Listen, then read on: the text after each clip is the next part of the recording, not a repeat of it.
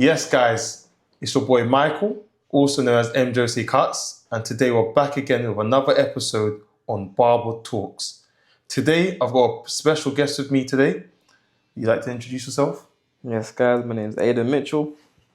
How you guys doing, man? Aiden, great to have you on today. Of course, man. So today, I wanted to speak to you about what the challenges are for young barbers, what they're facing today. So ideally, basically, what challenges are young barbers facing today? That's the question I kind of want to sit down with you and kind of get your thoughts on. So, Aiden, do you mind just giving me a bit of a background about yourself? Yeah, so I was raised in Dagenham and I started cutting hair about when I was 15, so around 2 years ago. And I've been going strong ever since, bro. Oh, nice, man. So, how old are you, by the way? 17 now. 17 now. Yeah, I turned 18 in December. Wow. So, what got you into, let's take it back. What got you into barbering in the first place? You know what? It was a thing of where I didn't want to pay for my haircuts anymore. So I walked into my parents' room and I saw clippers. And for all the barbers out there that know how to cut hair, I had a clipper with no leather and I only had a one guard. And the trim still came out alright. But from there, I was like, you know what? Let me actually take this serious. And then I started cutting my friend's hair. And then from there, I went into apprenticeship. Now I'm in a shop. Now I'm working, bro. Oh, cool, Yeah. cool. So, obviously, you said you're only 17. And again, props to you because I've not come across too many 17-year-olds that are in the whole barbering journey industry. So, what's it been like cutting at such a young age already? Like you said you started 15. Like, crazy. You know what it is? I think it's pretty demanding, especially considering I'm literally fresh out of secondary school and I'm already working. I'm doing long shifts. Like, it definitely has taken a toll on my back. Like, but you know what? I think it teaches you discipline. Like, being late in school and getting detention, I think it definitely sort of prepares you for the working life because of the way you get disciplined. Because obviously, if you're late to work all the time, then you get sacked. So I think it's definitely disciplines me a lot. Discipline you lot. Yeah. That's good, man. So, obviously, eventually you found yourself into an apprenticeship program at Air Force One, which I believe you're still on right now. Yeah. So, if you don't mind explaining, how did you find out about Air Force One? And yeah, It was actually my mum who got me into it because the shop that I work at now was a guy who studied here. And obviously he went on to opening up his own shop. And the guy that I work with now, he's been cutting my hair since I was 3. And Wow. I'm with him now. So my mum went through him. And then obviously he recommended my mum to her. And then here I am. Wow. So yeah. So, obviously you're here. So, what's it been like being part of the academy? I think it's definitely an opportunity to network and get to know people. It definitely helps you build your skills in terms of communicating, learning new skills. And that's about it pretty much, I think, yeah. Okay. Obviously, off camera, you seem to be a very easygoing person. A bit of humor to you as well.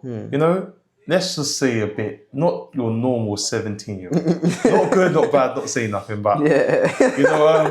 I want to ask, so how has it been like, have you found your personality to kind of really work well with others in the academy whilst you've been here so far? Yeah, 100%, I have, yeah. Yeah. Okay. And do you think it's also elevated a bit more of your personality as well, being part of the team? Because like you said, you meet different people, you network with different people. So, Yeah. I think when you're in a shop with so many different people, you get to learn so many different perspectives of life. You get to have different conversations. It really brings like a different you out of you, if that makes sense. Yeah. obviously, again, the barbershop, the academy, should I say, is located in East London, Romford, basically near Ilford, near Dagenham as well. Yeah. And obviously around the area, there is quite a community of different ethnic backgrounds, like Asians being one. Have you found yourself being able to, again, network and diversify yourself with people from the Asian background? Yeah, especially being a Pakistani. No way. Yeah. Okay, wow. Yeah, so obviously because I'm Pakistani and Jamaican, Yeah. I've got that side to me where I can branch out into two different hair types. So me, when I started cutting hair, obviously I've got Afro hair, I've got the straight hair, and then you've also got a mix of like Tanzanian, because obviously I'm Muslim. I go to the mosque and I meet like a load of different people, like Somali people. Their hair type is it's quite difficult to work with, but it's a good thing to diversify yourself within like the community of people and how many different hair types there are. I think it definitely teaches you how to cut all types of hair. Gets you like knowing pretty much. Okay. Good knowledge. Obviously, not to put you in the limelight for a quick second. I don't want to put you under heat, but do you know any words in Pakistani or any Asian languages? Oh no, no. Good ones as well. Yeah, you know what? My love in Urdu means Mary John. Mehdi Jan. Yeah. Cool. So if you wanna go to Pakistani, go and say my love. Yeah, like Mary John. I think you know a thing or two, yeah? Yeah, Okay. little something like that. Okay, that's cool. So, obviously, you said you work in another barbershop as well. Obviously, you're in the academy to train and obviously develop your skills. So what's the vibe being over there compared to the academy? To be fair, it's a thing of where you can have a load of different conversations. Like sometimes it gets quiet, but obviously that's how it's like being in a barbershop where you're standing up all day. Sometimes you gotta have conversations non-stop. So I guess it is good to kind of have that moment where you gotta just come down to earth and just chill. But then sometimes it's like up here. But yeah, it's a nice balance. Yeah. Okay. And you mind also mentioning what barbershop you're at as well? Yeah, I work in Fadematics, Fadematics. Oxlow Lane. Cool. So yeah. And obviously, I can imagine, obviously, when you're in the academy, it's more teaching style suited, a bit more, like you said, relaxed. But in the barbershop, in the actual shop floor, at your barbershop, at Fadematics, I can imagine sometimes you can have anything thrown at you. So Yeah. you've got to kind of adapt, I think, a lot more. You're more so, like you said earlier, in terms of discipline. I can imagine that possibly being one of the many skills that you get taught in the barbershop. Am I right? Or Yeah, no, 100%. Like sometimes I get a haircut, I'm looking at it and it's so daunting because there's so much hair to deal with, especially in terms of like the canvas that you got to work with, depending on how long the person's gone without a trim. Like let's say they've gone undercut and their parting was all messy, that's quite long to fix. Or let's say they want to go from like a long fringe hairstyle to like a skin fade, that type of thing. It is quite long. Or even if someone wants a uniform layer and that duration of the trim is only like 50 minutes, and I know a uniform layer it adds some time to the trim. It's quite daunting, but it definitely helps me work under pressure 100%. Yeah. okay, that's good. I'm glad to hear that, and we all have our experiences in terms of what's kind of helping us build certain values, certain principles, like you said there, discipline. So yeah, that's really good to hear. So obviously I need to also, I want to also go back to the Pakistani part again, because man, that's actually Pakistani and Jamaican. Yeah. Boy. So so I wanted to ask, when you obviously cut certain clients, let's say they're either of Pakistani descent or Jamaican descent, do you ever bring it to them, or add in whilst having a conversation to them that you're of either background or you're even mixed? You ever bring it up? Yeah, sometimes. Like, I look at someone in my chair and I'm like, yo, bro, where you from? Because obviously there's a distinctive look to Pakistanis and Bengalis. I'm like, bro, like, where you from? And then I start talking about food and all that, and then it just becomes a whole conversation where we start relating and all that. Yeah, it's sick. Okay, cool. And how's their reactions when you mention it? You're like, I'm actually.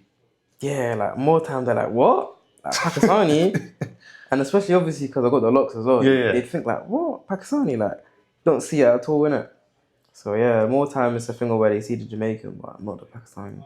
Okay, cool. Let me not get sidetracked again. Pakistani-Jamaican. But yeah, man, that's very interesting.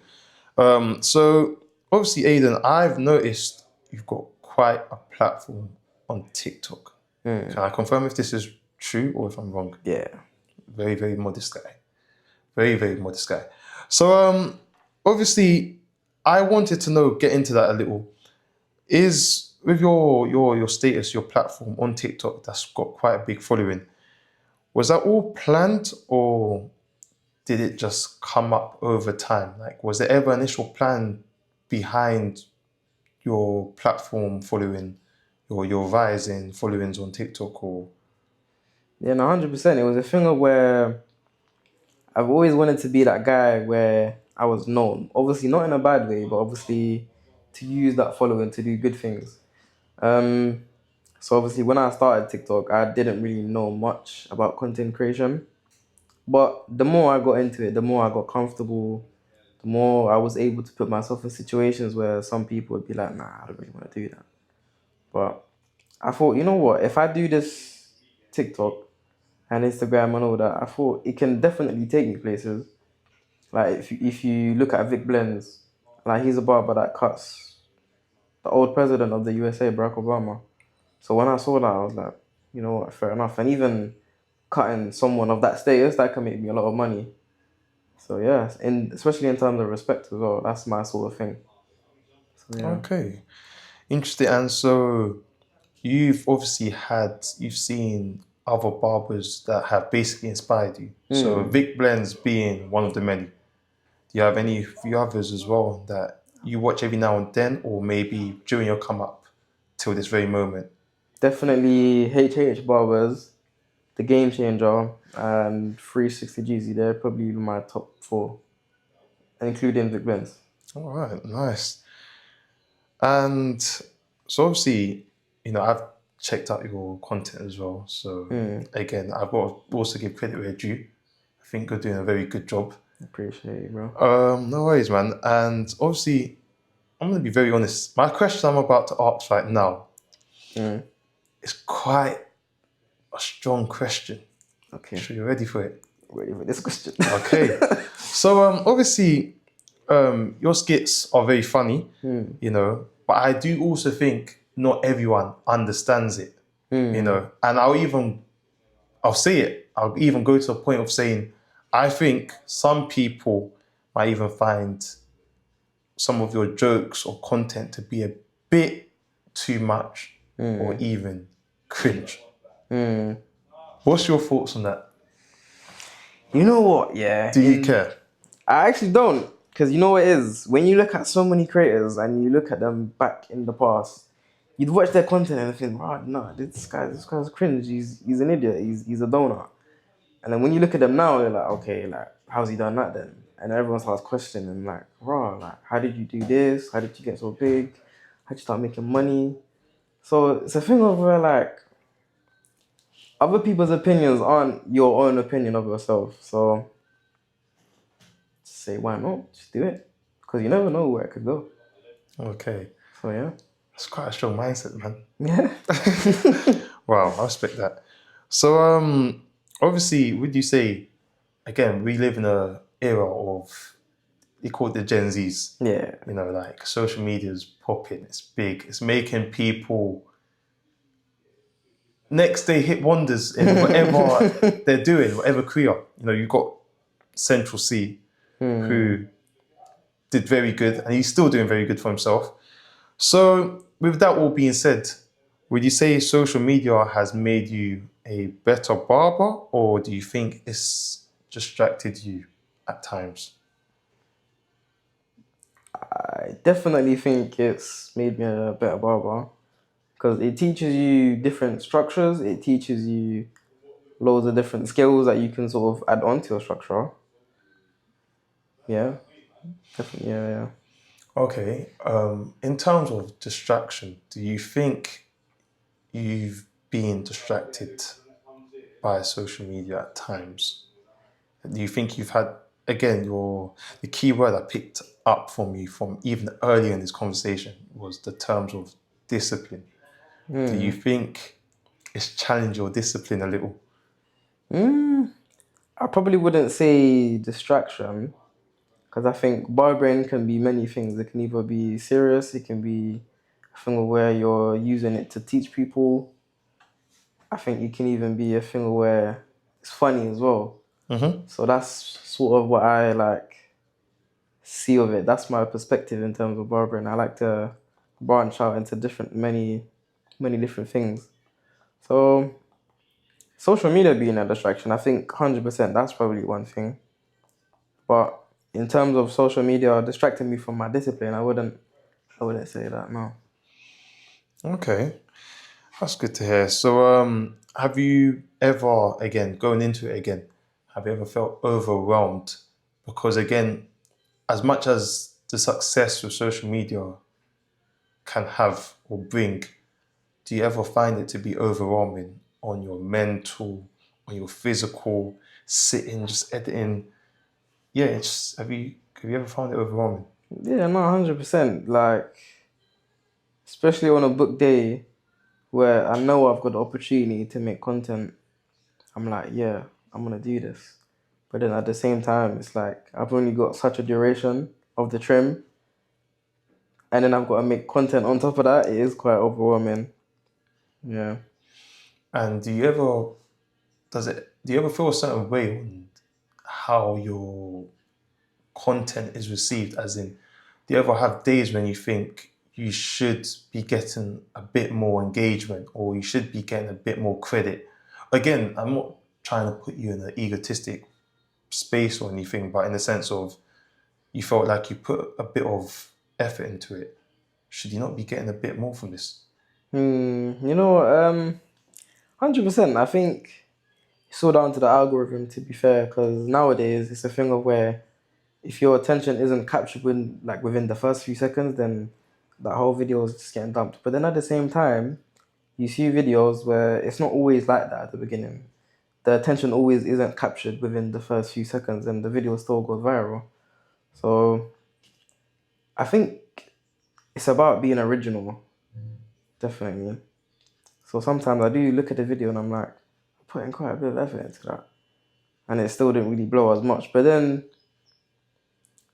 sometimes most of my videos don't really get under 1,000 views, and that's still 1,000 people. Like, imagine if 1,000 people was in a room, Well, like that would be quite like raw to see. Like, imagine you and 1,000 people are watching your video on their phone. You know how mad that would be.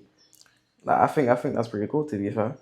no, I mean, again, like I said earlier, you're very, very humble. I can see a sense of humility in you because even 1,000 views, like you said, would still be something of worth. Because, like you said, if you were to obviously break it down, say having 1,000 people in your room, in this room maybe watching, you can imagine that would be a lot of people.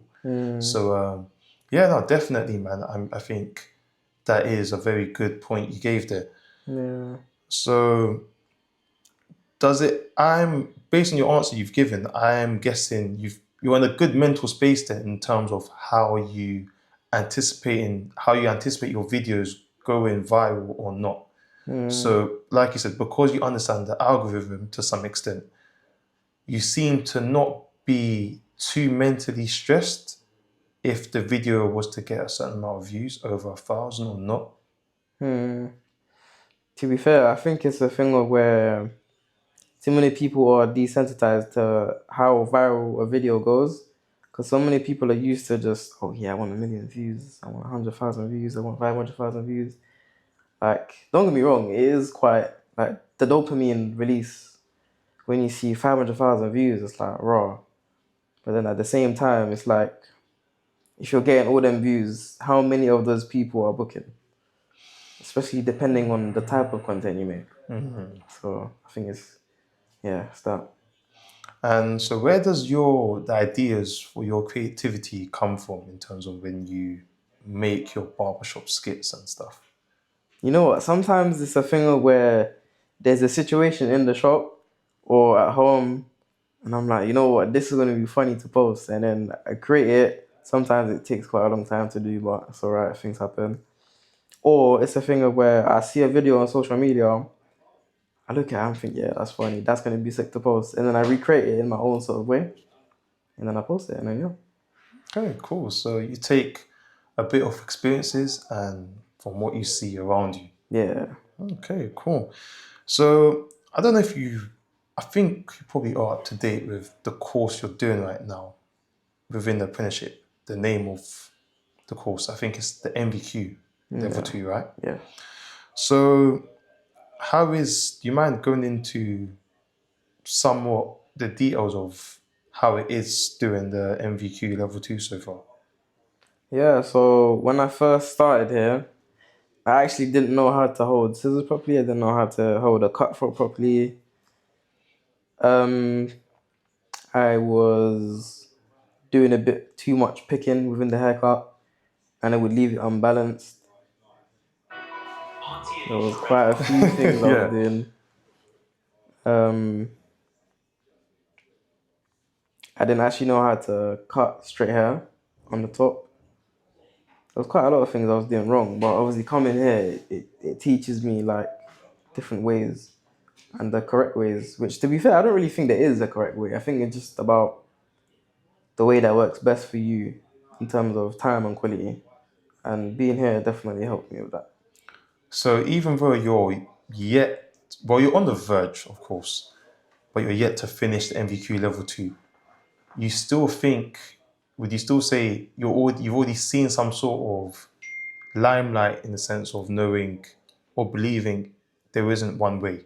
You've already kind of seen that, and you're not even finished. There could be more things, and you already feel like you can say this. Yeah, Okay. 100%. There is no wrong or right way. I think there's so many ways, but as long as it works, then that's all right. Again, like you said, before you came to the apprenticeship, before you were referred by a friend or someone your mum knew, you were already cutting hair. So, if you just carried on with the consistency, I'm sure you would have just self-taught yourself through socials and people around you somewhat, cutting friends, blah, blah. Why did you take the chance, the opportunity to want to go to the academy for an apprenticeship?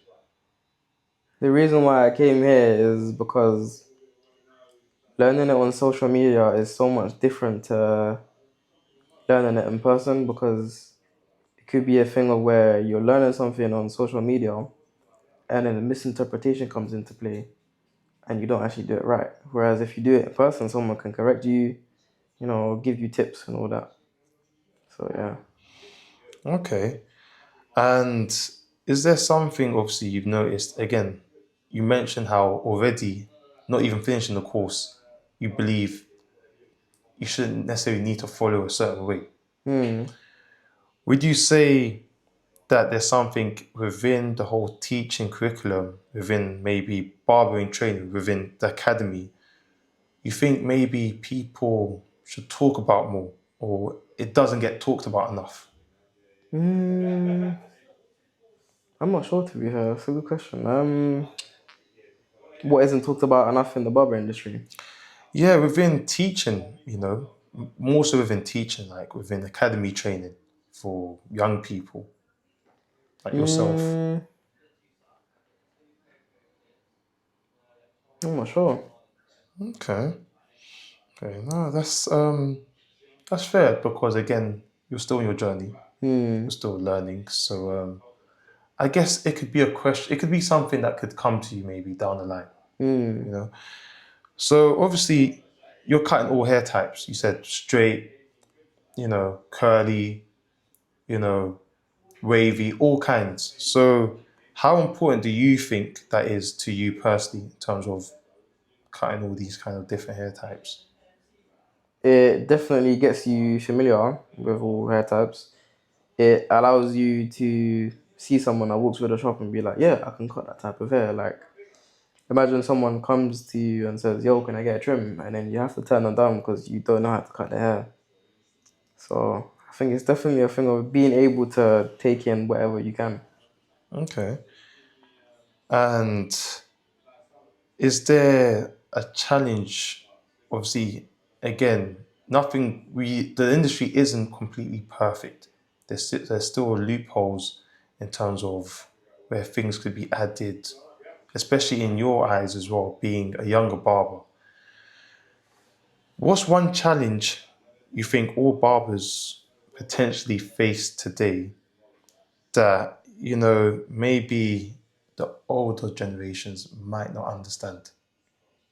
I think not every haircut has to be perfect in a way. Like, I think too many people spend too much time on a haircut and they end up going into the next trim, into the next booking time. Something that the older generation probably don't understand is how to market their work, probably, I'd say. Because nowadays it's all social media, like, word of mouth still works, but it's probably not as saturated compared to social media.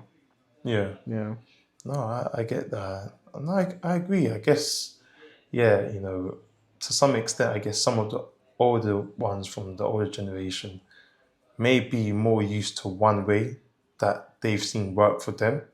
So that's a good point. So if you could change anything in the barbering industry, like I know again, still early in, but again, you still have eyes and you're still seeing different things, whether it's through social media, coming through things. What would be something you'd want to change?